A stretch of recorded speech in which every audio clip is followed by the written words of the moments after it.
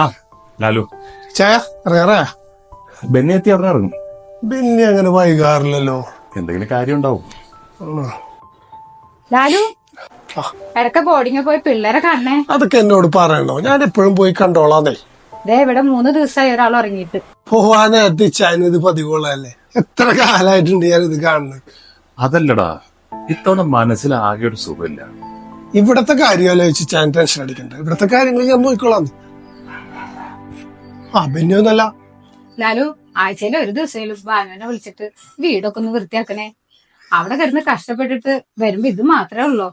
എന്റെ പൊന്നച്ചായ, ഇതൊക്കെ എന്നോട് പറയണോ? ഇതൊക്കെ ഞാൻ ചെയ്യുന്ന കാര്യങ്ങളല്ലേ. ബെന്നി ഈ ലഗേജ് എടുത്ത് കാറിൽ വെച്ചേക്ക്.